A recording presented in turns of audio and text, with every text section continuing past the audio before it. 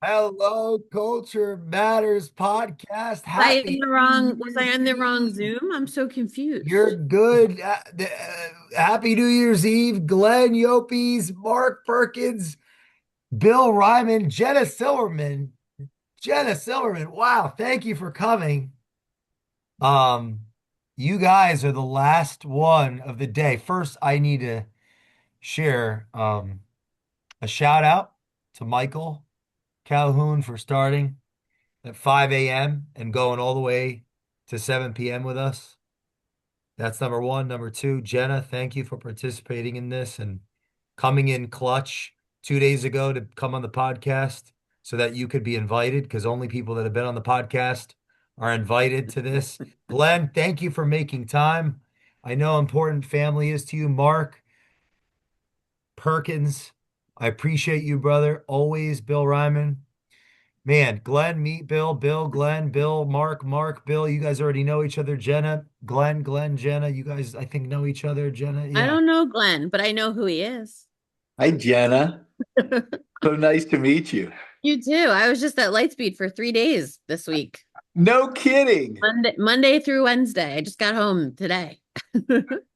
Very good. How was All your I time? heard was Glenn's great. Glenn's amazing. I'm talking to Glenn. Glenn's this. And I was like, everybody loves Glenn. What the hell? I've never met him. Jay loves Glenn. Brad loves, Melissa loves you. I'm like, Jesus, I got to meet this guy. Well, I'll kick us off, and then I'd love you to take it, help me, Jenna. So Yeah. number one is, so yeah, you keep saying love. Our words first. Life can only be understood backwards, but must be lived forwards. That was my theme for last year. Now that I think you could tell me if I've grown at all. Now it's life is not a problem to be solved, but a reality to be experienced. So my word in 24 to 25 was intensity. This year, 25 to 26 is love. And in the spirit of love, Jenna, can you help us out here? We're going to talk about our words a little bit and Yeah. kick off the new year. Yeah. Love to go around and just understand what your word or your goal was for 2025 and what your word and or goal is for 2026. My word last year was faith and my word this year is surrender. And somehow I'm sure we'll circle back to why, but you know, Glenn or Mark, you want to kick us off? Sure. I Give mean, Bill a second to breathe since he was just on the last hour's episode. my word in 2025 was reinvention, and my word for 2026 is conviction. Ooh, I love that. I love that. Can I Well, have thank the you. Glenn, can I have those? Pardon You me? want those words? Yeah, can I have them? I was like, oh, this is one of those moments. It's like, got it. I'm the stand-up guy that has to follow that. Awesome. Awesome.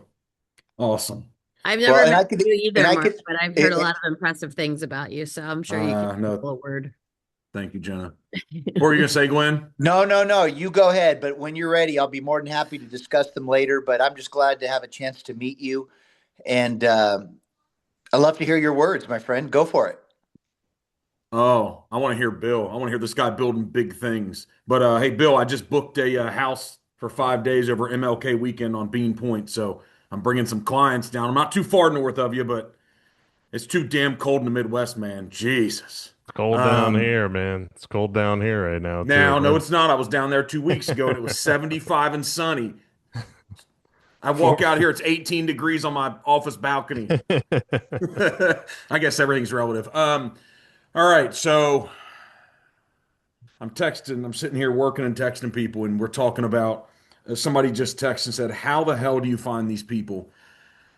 This is one of the clients that's coming down that I'm actually showing two clients, multi-million dollar clients down in that whole Sarasota region because we're growing. We opened an office in Sarasota and we're just getting down there little by little. And these are all past clients. We haven't grabbed any business from being down there yet, but this guy's been a great customer and client and friend for 20 years. And we're going to come down and go deep sea fishing on this boat that has these four engines on the back. And from another guy who I know that lives on Bird Key. And he said, how the hell? How do you find these people? And I said, just doing business the right way for 20 years. Hmm. Love that. Yeah. And I said all things compound. Wow. And so I say that to say the past 21 years, my word has always been the same, like go. And 2025 was our year to clean a lot of things up. We scaled and grew fast, and things were messy and dirty. We broke a lot of things, and we feel really good. I was talking to the leadership team up in my office earlier today and sent them home early on New Year's Eve. And I said, you all, it's not about feelings, but I've been doing this a long time, and y'all been this. I said, it feels right. And so now is time to go more than we ever have. We want to achieve our dreams and the vision we have for our lives. What I see for you guys doing this thing with me, we're ready for big things. So it's like go. So I've got a question for you. I'm going to throw Yeah. one at you. This is Glenn. I'm going to throw one at you, and I'd love to get your thoughts on what it means to you based on what you just told me or told the Mhm. group. Mhm. Knowing something's right isn't enough to start doing what's right, and knowing Mhm. something's wrong isn't enough to stop doing it. Mhm. Wow. Yeah. So I think what's crazy is in the midst of, I look back over the past 3 or 4 years, I don't know if I've shared it with Jay, but I got to the place in my business where mistakes used to be $1,000, $10,000, $100,000. About 3 years ago, I made $1 million mistake, and I didn't know I was making it at the moment. Thought Mm. it was the best I thought I had, and obviously it was because I didn't know. But through reflection, we didn't stop, and it was painful and it was really hard. And what we've learned is I am this. I get inspired by people like Elon Musk and Bezos and these guys. I know we quote these big names, but they're the ones we know because the books are written after them and they're these huge billionaires. But you hear consistently from these guys, it's like, just give me 50% of the information and act. Just give me 60% of the data and act. And I do see people struggling every day that are waiting for certainty to move forward. And I know that feels good, but here's my reason why I don't think we wait for certainty is because every great plan that I thought I've had, almost every plan that was great, didn't work out the way I thought it would. And if you're waiting for certainty, that's usually what happens with a lot of plans. So I found that give me the best information with all my experience, with our all in attitude. Let me take action with the best of intentions and just let's respond really quick and be resilient when it breaks to be able to like change course quick and do the same thing again. So, That's inspiring, Mark. Thank you for sharing. yeah, what you Very get from inspiring. from this Kentucky hillbilly. Why did you define yourself that way? um, I was thinking that. here is It almost diminished everything else you said before that for some here's reason. here's why because I'm not being the place. tough. No, I this is just good. No, no, you're an individual with a lot of depth, so we have to the seize this opportunity. so the place that I came from, not a lot of people believe that big things were possible. And it's important for them not to look at me someone different than themselves. And how they're consistently identifying themselves every day, it's important that that doesn't have to be the journey, who they're going to become, the end of the race. Just take what I've learned and follow me and do this thing with me. You're probably going to accomplish more in a shorter amount of time. But I think we are defined by the stories that were told originally, where we come from, whether it's good or bad, we're influenced by scenarios. So I think I self deprecate at times, but it is to say, if I've been able to do this and overcome this thing, Jesus, you all, come on, let's go. There are big things that are possible. So, because if I look back in my history, where I came from, the people I'm around, that's the truth about a lot of those people. And that's where I came from, and you got to break out of it. So, I've overcome the part of it holding me back, if that's the way it comes across sometimes. Well, first of all, it was nothing wrong with it. I just wanted to Yeah. understand it, and I'll jump in if I may. Can I jump in here? Go. So why is my word conviction? In fact, it's really two words. It's earning conviction. And why do I believe that? Because Mark, what you said without saying it, and I say it respectfully. I mean, we're here all to learn, and especially me. There's so much I need to learn, and I learned by asking questions. But I've come to realize that most people don't have conviction. They inherit everybody's problems. They inherit everybody's word.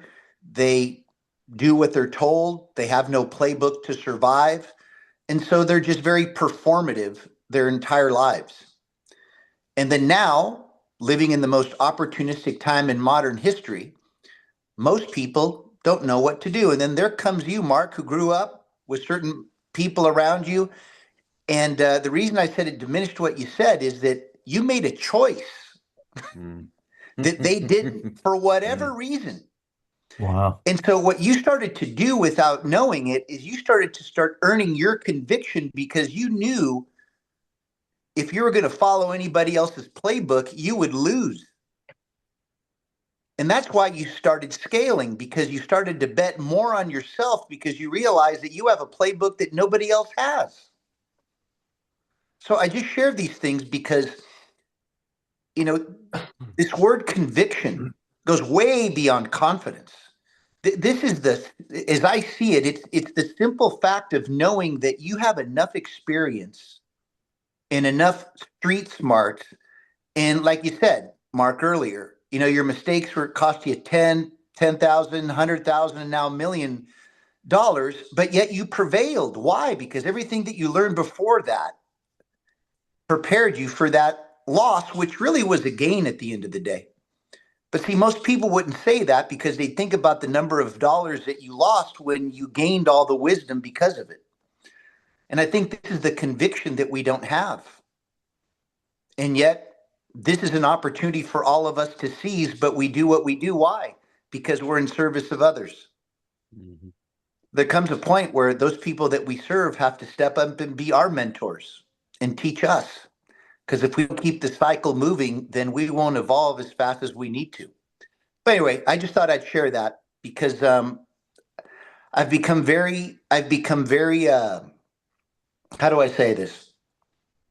Let's just say mindful of all of the exhausted leaders in the world who are not exhausted because they work hard. They're exhausted because they've performed to the point where they can't keep up anymore. Anyway, enough of me. What are you thinking, guys? What's the way out of that? Well, I'm going to ask the group. That's a great question. Bill, was there ever a time that you... Well, Bill first. I'll ask Bill then. Was there ever a time that you could identify with that? Bill, yeah, I'll let him tell his story. Or what are you thinking, Bill? How do you interpret that? I wanted to ask him what he meant. What did you mean by the end, Glenn, where you said I can't even. I've been on. This is my fourth one today. Sorry, I'm a little fried, man. I love your logo in the background, by the way, Bill. Love it. Thanks, brother. Thanks, brother. Cool. Where you talked about they've performed the performed part of it. What did you mean by that? Relay that a little bit. Sure. Is that we have most high performing successful people have met every external metric there is, but at the expense of their own identity, because they've been performing. They haven't been executing. They've been performing. They've tried to appease everybody else but themselves. And when you live a life that's very performative, it becomes extraordinarily exhausting. And I've learned through, my last 20 years of researching the topic of leadership in the age of personalization, when you operate in highly standardized environments that shape you, then you lose part of yourself. And now there's, more cases of chronic diseases in the world, in the workplace. Do you think that just happened? No, it's just that the constant suppression of standardization has taken a toll on people to the point where they can't work any harder, but they're succeeding at their performance. And that's not sustainable. And what they don't have is the conviction to do what's right, which comes back to the question I kind of teed up earlier to Mark. it's intended to be something that you think about, right? Because Yeah. we're all guilty of it. But there's points where you lose so much of yourself that you forget you're even doing it. And then one day you wake up, like I know many, many people with a lot of money, but yet they're the most unhappiest. They're the unhappy ones. They're the ones that have what they thought was the goal. And then now that they have it, they don't really have anything. Let me jump in here, Bill. If you guys have something to say, but this is something I've been thinking about. I'm heading back to New York City next week to have a dinner and a meeting with a group of people, and the rooms I'm in continue to climb. I don't care about the word influencers, but people that are influential, right, with everybody around them. And I thought about this. I'm like, why am I still doing what I'm doing? Like Glenn, this hits on this, right? Mm-hmm. And I'm doing it because the commitments that I made to other people have not been fulfilled yet. And now that's not losing myself because I've achieved a ton of the goals to your point, the material things, the success that people, they stamp us with. And I truly do feel like that house I just booked at Bean Point, Bill. When I was growing up, even just a few years ago, you don't think about jumping on VRBO or whatever and paying a couple thousand a night for a place to stay, right? And I'm sitting here thinking like, man, I'm inviting my real estate attorney down, right? The guy who wants to buy the property, who's my endodontist buddy, who I've sold marinas to and all this, like, what an opportunity when I'm showing him property, have him and his wife come down. Mm. And and my Jenna, she's in education, she's administration. But I said, hey, because I was just going to go down and work. I was like, what's your weekend look like? I'm actually thinking about the enjoyment that they're going to have for those 4 days. And y'all, it makes me feel better than anything I can ever do for myself. That's just true. And being in the midst of those people, just experiencing it, not having to provide any context and not having people say thank you because they don't need to, and just being there with your people and the ones you care about and you can make a difference with, that feels good. Because I'd ask myself that. That feels like this is enough. Hmm. That's definitely innate. You can't really teach that. So it's special. Well, the question becomes, what level of responsibility do we as individuals have to it? And this is more of an exploratory question. Like I don't philosophically is, does that, or if at what level does that reconcile or respond to the paradox of the self, of identity? Feels like it does to me. Because if you're, Because go ahead. That I was, mean, because I just know that it just feels like good and right. Hmm. It feels both to me. And that's really satisfying because I can already envision what that's going to be like at that heated pool. Like if you just want to step out on Bean Point, which is one of the most amazing beaches in this whole country, right? And having drinks at the bar downstairs and, having the golf cart up front, like just smiling with those people and me going and getting the drink and having a laugh that I know we're gonna have. Um, and all I'm saying is like the work is all worth it. All the sacrifice, all the work, all the commitment, it's all worth it. And that if you can buy into that yourself and know it's true, it makes these 16 and 20-hour days, it makes them easy. And people want to talk about you got to find something you love so you don't feel like you're working a day in your life. No, I've had a lot of work days in my life, but I've been able to do it at a level long enough where now I get to do things I love with people I love. Mhm.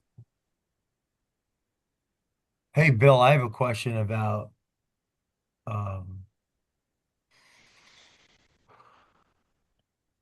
what the most important lessons that you learned from, because on one of the other podcasts, you talked about, okay, you have a 2-year-old, right, Will?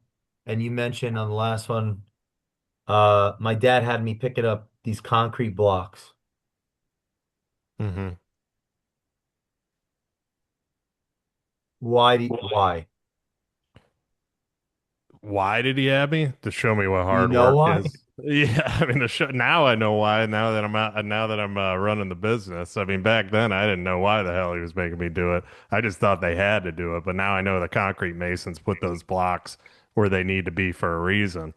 He was just doing it for the hard work aspect to show me. I mean, he had probably had nothing else for me to do that day, but he wanted me to work. He wanted me to work for darn what I had. I grew up in a house that my dad didn't have anything. He was ex-Marine, came out of Vietnam.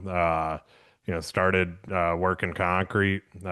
Started went off on his own because, long story short, with the boss at the time, found him flipped over in a road bank in the snow and um, took his whole crew with cocaine on the dashboard and took his whole crew with him and started his own thing from nothing, and blew that company up to 100 employees. But my dad, he got kicked out at 17. I mean, he lived in hotels. He's done a lot.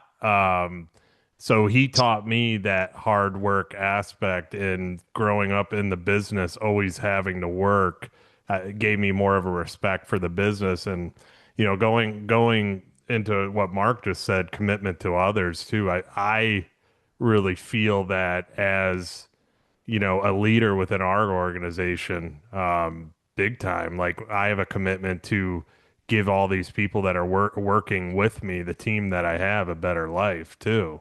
I tell them in team meetings, I say, with these big houses that we're building, these luxury homes we're building, one day you guys are going to have one, and we're going to get there.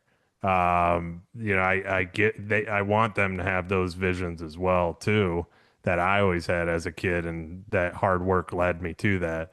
But go back to the block thing. I knew find out today that it was pointless, but he would literally make me, there would be stacks of concrete block. He would make me take every single one of those concrete blocks to the opposite end of the property and stack them on the opposite end of the property.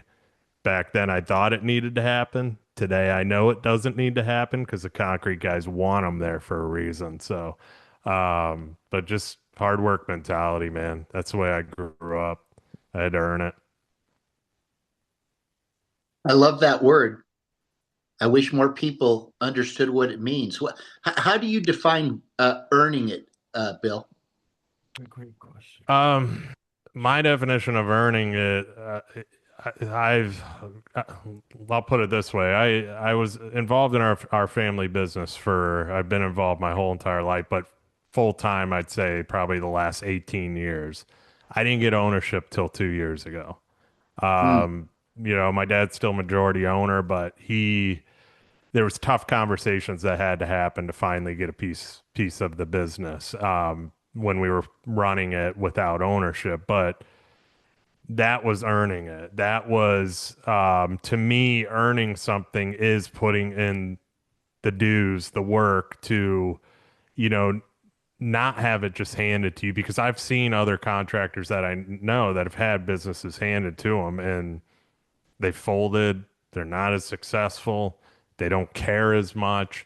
Like with us, like I have such a passion for what we do. I have such a passion for the spotless job sites, the punch outs, the systems, the things that, we've had as a reputation. 31 years in business without a lawsuit, not one lawsuit, 31 years in business. Just Impressive. doing the right thing, taking care of the clients. That's what hard work and earning it is, because I had to do all that to get to the point to where I am today. If I may, real quick, just to follow up, Bill, what do you think your dad thinks earning means? I think his definition of it is probably even more defined than mine, because coming from nothing, having nothing, and building something, the business is his baby. I mean, he built it, he started it, and it's hard for him to let go of it. Um, he just recently popped back in just to kind of see how things were going, how things were running, and um, he started getting a little too much back in, to where it was, but it it's hard for that. I guess that would be my way of defining it with him, is he had to do even more hard work than I did, and to get to where it is, and now he's seen that I've built it bigger than it's ever been. You know, revenue's higher, houses are bigger, clientele is bigger. My dad didn't usually growing up. He wasn't a hugging guy, ex-Marine, like I said. He was frontline in Vietnam. he's has some stories that he has not told. Uh, the proud of you hasn't really come until recently, as my dad has gotten a little bit mushier with age. Let's put it that way. I see him more as a not as stern person to my son, than he was to me. He was just it was hard on me. That's just how it was. That's how I was raised. Thanks for sharing that. And I did that for your listeners, Jay, because I don't think people realize that in the end, building the foundation upon which to grow from, it's freaking hard. Hmm. Mm. I mean, You know what Bill does, Glenn? pardon me? You know what Bill does? Seems like he runs a construction company. Well, it's just cool that you said building the foundation, because like that's literally Yeah. what he does. He does that. Thank you for asking the question, Jenna. I have to be full. I have to be, as I would always be, open. I wasn't trying to be that that smart about it, but No, it's it's funny like how that's it's us. how He it's all builds interconnected, foundations. though, right? It's all interconnected. So But cool.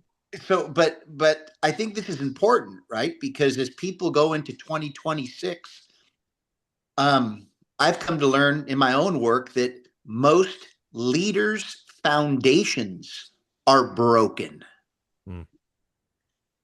We live in a fragile time, and I'm an optimist. But don't be fooled when people say everything's fine when they're just hanging on. And I think, the work that Jenna and Mark do, this is your opportunity, man. There's a lot of fragility out there. And go meet some more people that have built the foundation. Go get your dad. Tell your dad, instead of a hug, ask him what earning means, Bill. Mm.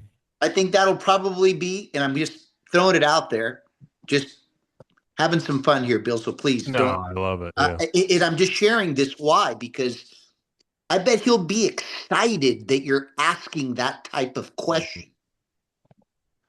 And the reason I say this is that I was born and raised from two immigrant parents from Cuba, and I'll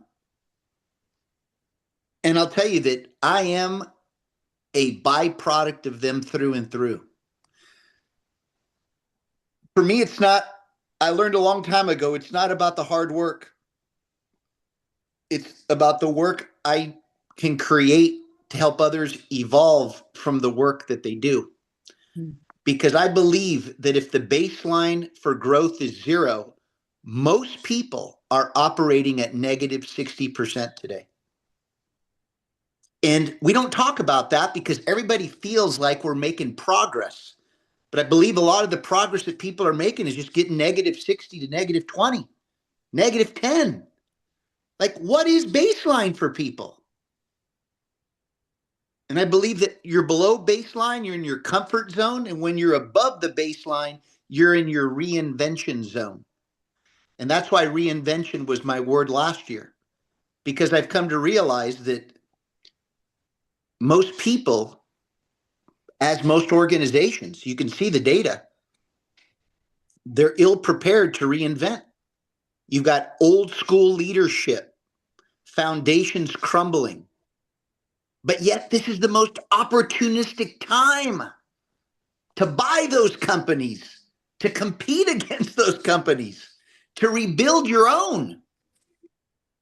Anyway, I was inspired by your words, Bill, and I congratulate you for what you've earned. And don't ever think ever, because I have a lot of friends that have taken over family businesses in the past. And what I've learned is that a lot of them aren't willing to do what's right to earn it. Mm. And that ties back to the quote I shared with you earlier, Mark, because oftentimes people don't even know what's right anymore. Or they're not listening to themselves if they ask the question, right? Something. Yeah, keep going. I mean, that's. Mm-hmm. Yeah, I don't, Gino Auriemma, probably the best college coach there's ever been. I think he's surpassed John Wooden, what he's accomplished. Yep. We make all these statements. I was listening to Chris Williamson the other night. I don't listen to as many podcasts as I like to, but I went back to Mark. He said his favorite interview for any podcast he did was Naval Ravikant. Hmm. And Naval said, we have the right to change our mind. We have the right for something we said in 2019 for us to learn more and to grow. Isn't that what we're supposed to change our mind? And so I say that to say that I don't know if Gino Auriemma still believes this, but I think he's going to take it to his grave. And it's one of the best things from a coaching, mentorship, leader perspective I've ever heard about this subject.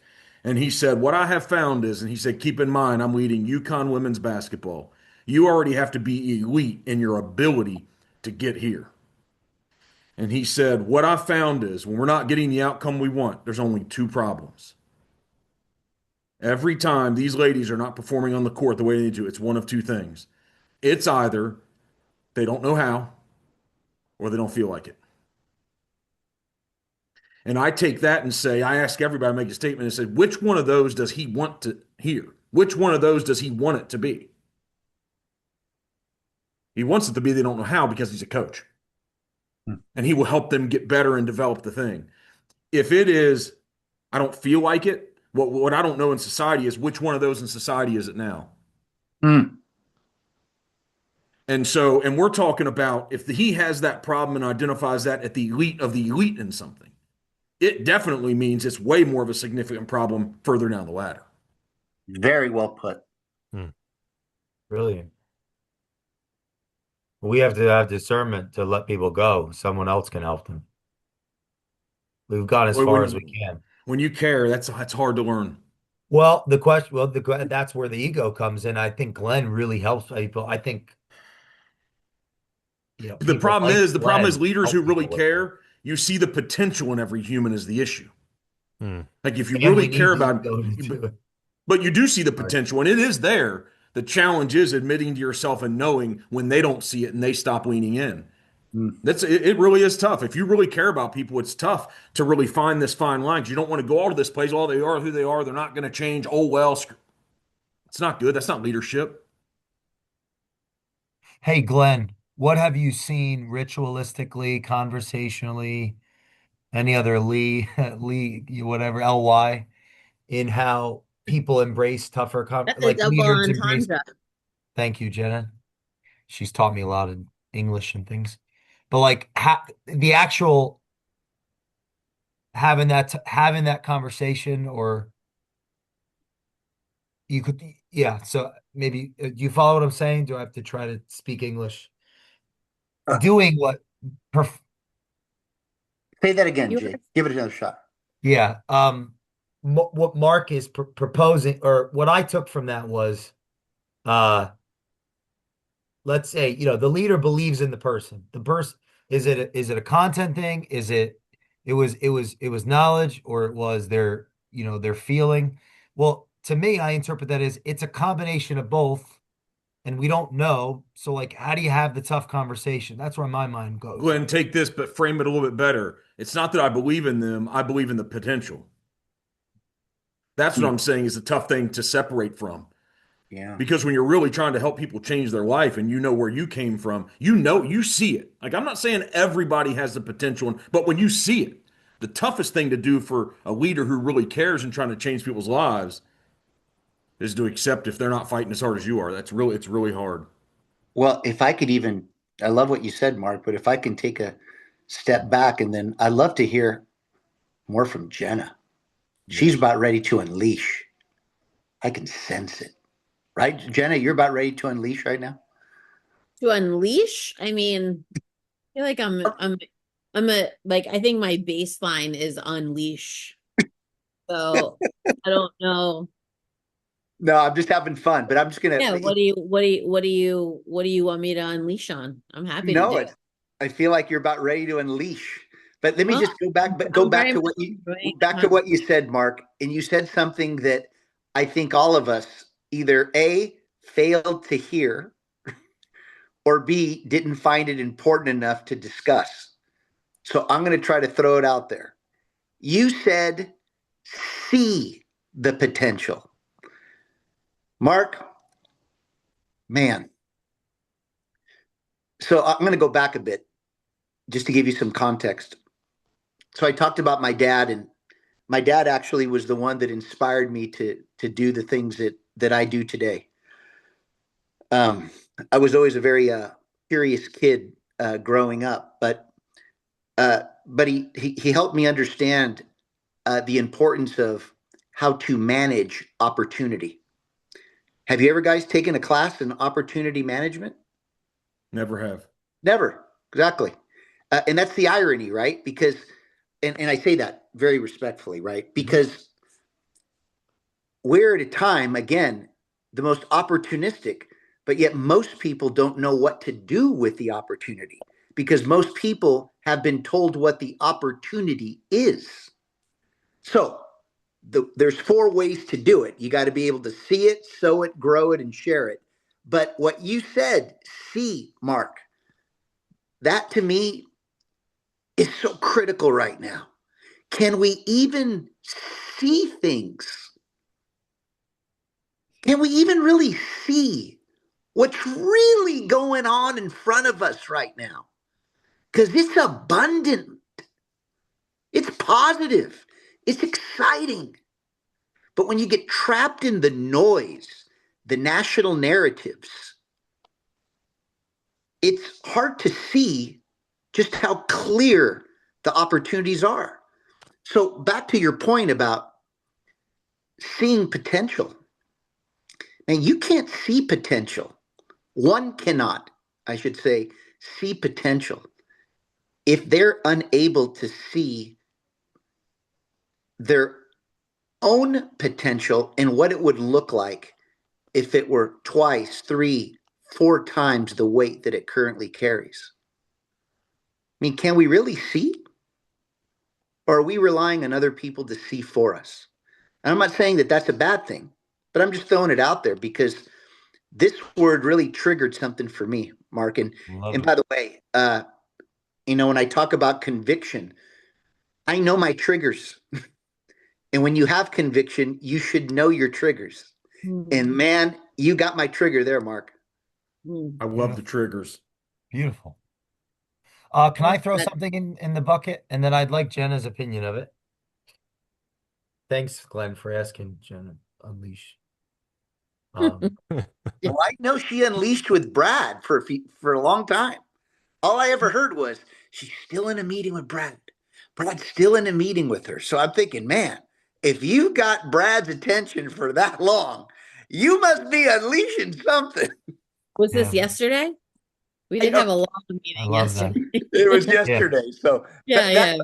that's how I pieced it together, Jay. But go ahead, Jay, please. I love that. Yeah, we've been unleashing for about 7 years. Um,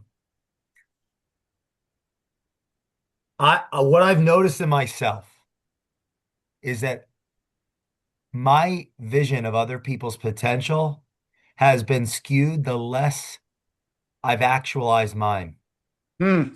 There you go. The less, like when I didn't listen in my adolescence, when I didn't know what questions to ask. In fact, I wasn't thinking about that. I was just trying to earn love through giving at that time. I had people take advantage of me at multiple levels. Um when I wasn't speaking anymore on stages, writing books, telling people what I did and why, I was overbearing on my clients.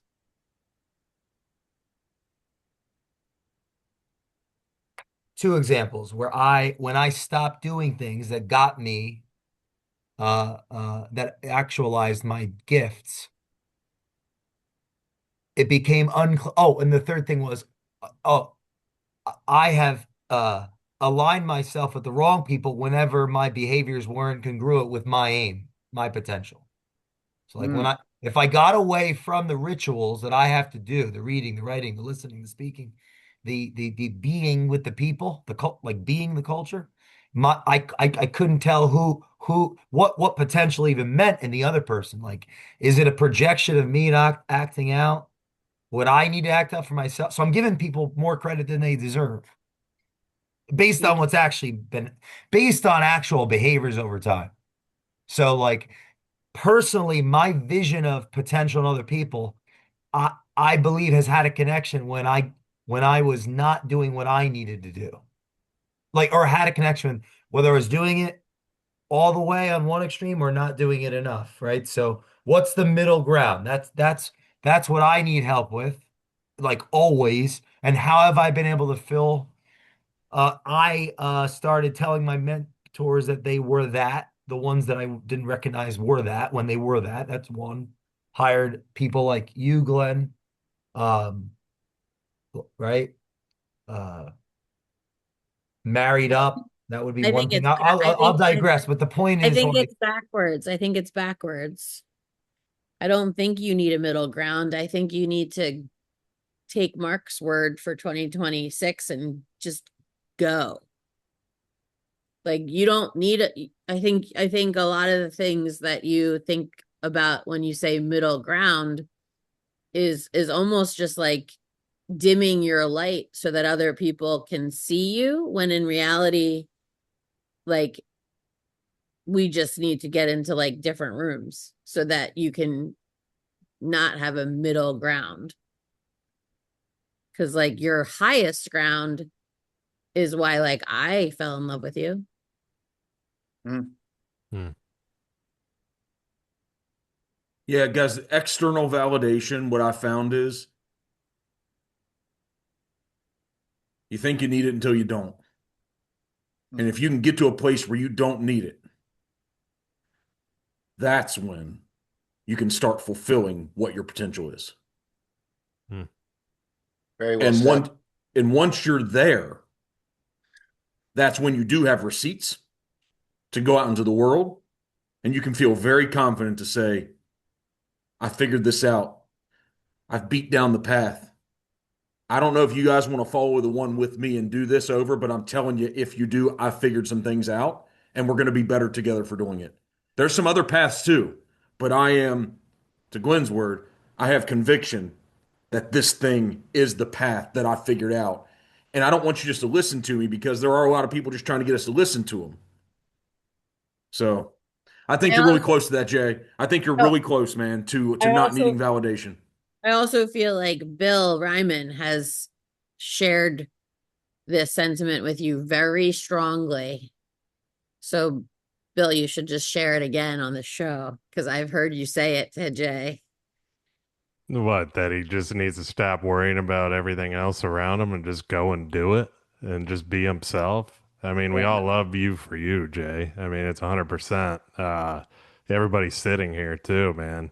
You're the only one holding yourself back. And it's like, I love what Glenn said too. It's like, turn off the noise, turn off the headlines. I mean, I'll admit I was guilty of that in the past. And when I did turn off the headlines and put it all into my word this year, which I'm really diving into faith, and my path with God and having Him lead the way, that fear, that anxiety, that everything is just gone, man. And it's like, I could sit and listen to the doom and gloom, like, Mark, I do real estate too. I do it part Mhm. time. Like, and I've had, I've sold $15 million in real estate this year, as a part time agent. Part time. Yeah. Yeah, and it's like it's, but I don't, I could sit back and say I can't do this. The noise, the economy sucks. Everything's slow, and I hear from all the other agents around me too. It's like, oh, how I go to these events and to network, and I'm like, how's business? Oh, it's slow. It's slowed down. This and that. I mean, that's that noise, man. That's the stuff you don't like.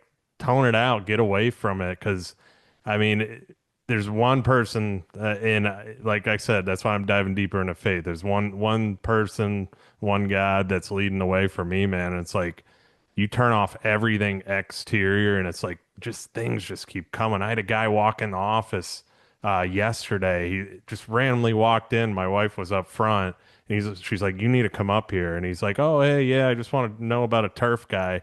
Oh, you're in real estate too, aren't you? I'm thinking about selling my house and I want to buy another house to build another house. I mean, that's a dream come true for me. I'm a builder. I can sell real estate. I can sell his house. Like that's triple whammy right there. Like that's a big deal, but it just came, man. It But like God here's gives why it you. didn't just came. Because here's what that's a $3 million transaction and a $5 million transaction, probably. Yep. I've been doing this so long. I just hear that, and that's what that is. Right? Here's Yep. why it's not Yep. 20 million. The 20 million already have contacts. They'd call someone and talk to someone. That 3 to 5 million, that's what those are. But here's the thing, Bill. Here's what they hear that story from you and they hear the story from me. They're like, well, of course you guys are. Well, it's like you're doing one of two things. You're either doing or you've become. And if you're doing, you're actively doing the work that's going to get you the business that everybody's complaining they don't have, or Mm, you've already done the work that you've become. When they see you, they want to work with you. mm, It's one of two things. And so all that noise, we can say, shut the noise off. So when people better be careful about asking me questions like that these days, because they're going to get some stuff like that back. Mm. Right. And you're either going to lean into it, want to be around me more, or you're never going to want to talk to me again. Yeah. Because what I know about you, Bill, is you've become. You've become, man. You guys have done the work. You've become. This isn't just generational, it's what you're doing now. And since you've become, people just walk in your office. Here's the reality.